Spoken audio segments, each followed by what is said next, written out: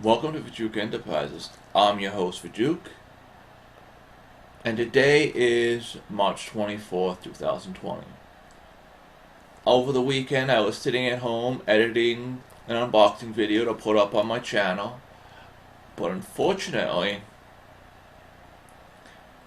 about 14 minutes of the 30 plus minute video, sound quality skyrocketed badly, and I don't know how to fix that in post. So here we are. Today, though, we are going to be doing something that is heavily inspired by a YouTuber called Mr. Means. His channel is Mr. Mean Speaks. Very good YouTuber. Probably check him out after you're done watching this video. Or pause this video, go watch that, then come back and go watch him. He has a lot of videos. Anyways, he does role-playing reviews, so I'm going to do a role-playing review.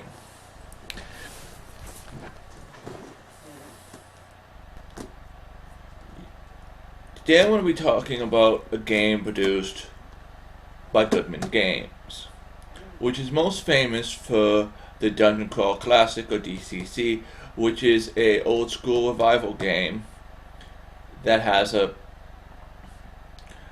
bunch of more dice than normal role-playing games. I think one of the dice is a D24 and a D30, among other dice.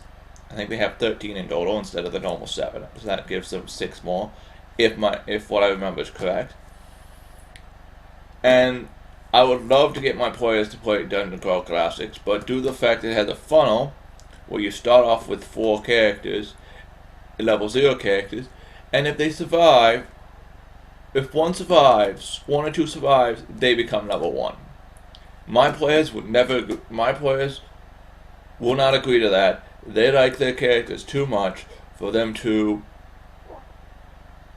see them die. So that's off the table.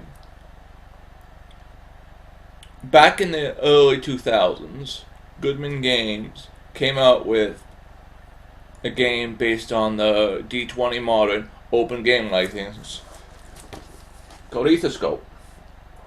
Now, before I ran this game for the first time, I didn't realize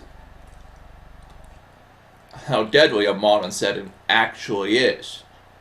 I've heard settings like Cthulhu are deadly, but I didn't realize other modern settings were deadly because they're in modern time, and I forgot how deadly it is when you don't have magic to heal you. So yeah, my players still had fun. Whenever this group gets back together, we'll probably do Etherscope again. But due to school and other things, that group is put on hold. I have another group, don't worry. Anyways, what is Etherscope? According to the back of the book, it is a Cyberpunk Victorian game. I don't really fully agree with that. I would more call it steampunk than cyberpunk, but in the late 1800s, some guy discovered ether space, which changed the world because he can use this ether to power things. Things like cars and zeppelins. Zeppelins, that's what they're called. And steam engines became small and efficient, which means no need for gasoline. Same way, Second Great War, England didn't get involved, Russia didn't get involved, so there's a Nazi Germany, huge Nazi Germany. America's off on one side. The British Empire never fell, so all the British Commonwealth are now part of the British Empire. So the British Empire is still big and strong. Russia's still there in all its glory. Very interesting setting in my opinion. In Etherscope, they have heavily genetically modified people, which means that you can have and these modifications basically are the and due to these modifications, there's basically a tier system with the alphas on top, followed shortly by alphas being modified humans to be the best humans possible, betas unmodified humans, equines horse modified humans. I know there's dog. I think there's one more. Maybe ape. There's also a non-human race. How they define the race is a bunch of humans went back. Well, it's a human race. There's two other races, I should say. There's the human race that went back into the water, became more dolphin-like, and they came back on land. And then the other Fae, who are not human, just look human. Well, they're human with Fae blood. So yeah, those are the races of this game. One thing that this game does well that I really like is the fact that it does a wealth system, which you either have enough money or you have to roll to see if you have enough money to purchase what you want to purchase. So basically, you roll a d20, add your wealth. If it's over the number you want to roll, over the number you want to purchase something, you purchase that. That's how this game does. Each background gives you a different wealth. So it also has backgrounds like 5e. I'm not a big fan of, but I do like the wealth system. The pictures in the book are beautiful and interesting. See? Fae.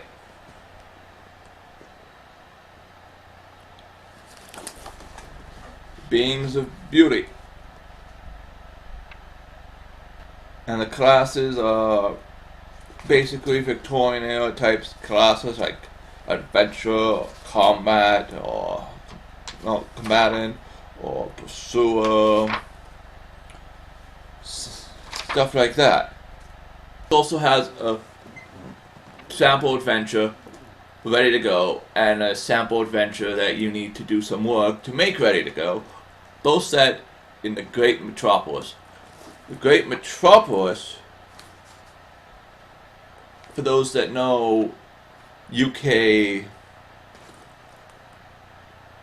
geography well, is the Lancaster, all the way from Lancaster to Derbyshire, including Yorkshire and Cheshire. It's huge, really. My players really like the game. I really liked the game. We all had fun, even though basically everyone died and the world was doomed. Nazis got away with the super weapon. And bonus for me is it's a D20 modern. Uses the D20 modern open game license, or the D20 open game license. Not sure which.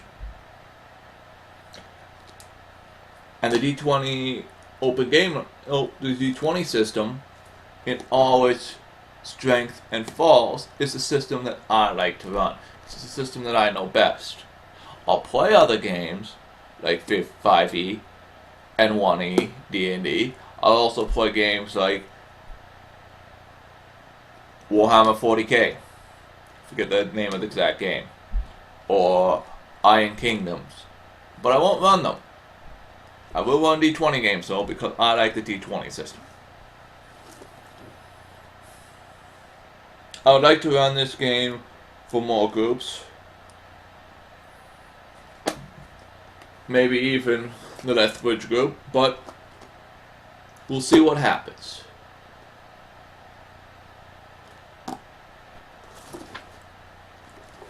If you go and get the Etherscope game today, it comes with the bonus. It comes with bonus materials because it's a second printing. Because they had online material they decided to put in the book, which includes stuff like demons.